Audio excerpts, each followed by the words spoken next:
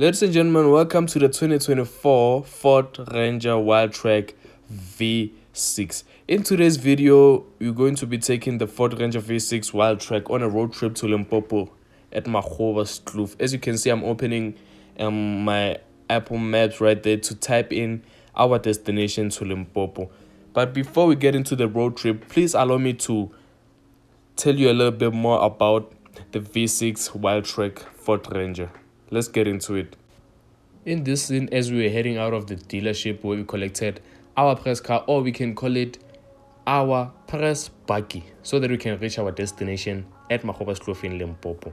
Moving down the front end of this car, we have matrix daytime running lights and two very bright fog lamps, which comes in handy at night.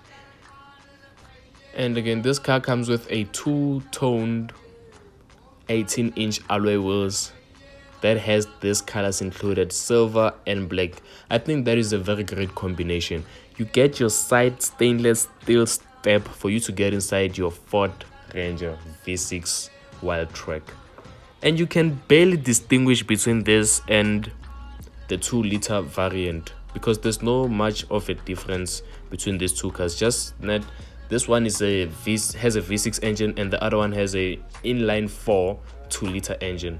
That's the difference that I can tell so far. Now let's move to the main part of the car, the roller shutter, the electric roller shutter.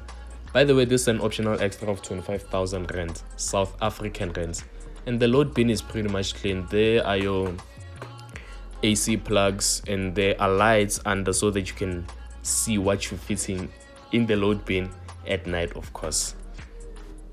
By the way, the load bin and the roller shutter, the electrical roller shutter, is my personal favorite of this buggy. Let me know what's your favorite part of this particular buggy that we are reviewing right here, the V6 Wildtrack. Stepping inside the Ford Ranger, there's not really much of a difference between this and the 2-liter variant. You still get a digital cluster and a multifunctional steering wheel that comes with adaptive cruise control and lane keep assist, a wireless charging pad and 2 USB types, but this one comes with ambient lighting. And the glove box is pretty much decent, but then it's still the same, even the gear levers. There are your rotary dials for your selectable driving modes, and the buttons that you're seeing right there is for your off-roading system. The glove box has a 12-volt socket and a cooling system inside there. How cool is that? That button that I just pressed right there it activates your front camera. It comes in handy, especially when you're off-roading. The dashboard layout of the Ford is pretty much decent and pretty much the same for all Ford models when it comes to buggies and SUVs. But this one is different. It's written Wildtrack with orange to remind you that you're inside a Wildtrack V6, and this orange stitching throughout the car. The stitches are also on both the passenger and the driver seats, written Wildtrack right there. We have a 12-inch infotainment screen that has Apple CarPlay and Android Auto connected wirelessly, so both the passenger and the driver seats are electrically powered. Moving down the back seat of this buggy, here's just me extracting the knee room and the headroom of the Ford Ranger Wildtrack. Wait for it.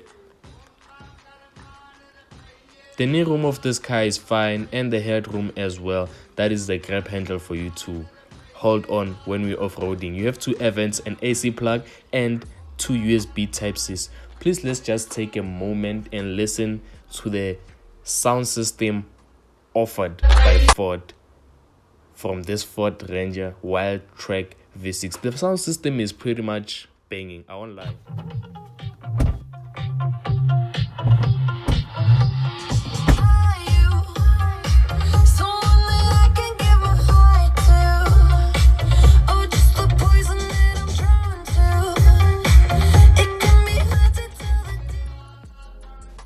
As you heard the sound system of the Ford Ranger Wildtrack V6, please comment down below and tell us what you think of the sound system. Now we're moving to the safety features of this car. You have active park assist 2.0, blind spot monitoring with cross traffic alert and trailer coverage, a 360 view camera, and lastly adaptive cruise control with stop and go lane centering. By the way, the features that I listed comes in as standard. This car that we're looking at has a 3.0 liter V6 turbo diesel engine that produces about 184 kilowatts and 600 newton meters of torque. This car gets its job done. I won't lie, it pulls, especially when you're on the mountains. I mean, Mahoba's Kloof, it pulls, it doesn't play. And on that, ladies and gentlemen, if you're interested in buying this car, you'd pay 1,057,199 South African rands. And if you were to finance this car, you'd pay 19,479 without the petrol cost and the insurance included. With that included, you'd pay about 25,479 South African rands. It's not that bad. It's a 1 million rand buggy, so it's worth it. And the V6 engine variant inside. Ladies and gentlemen, this brings us to the end of this buggy review.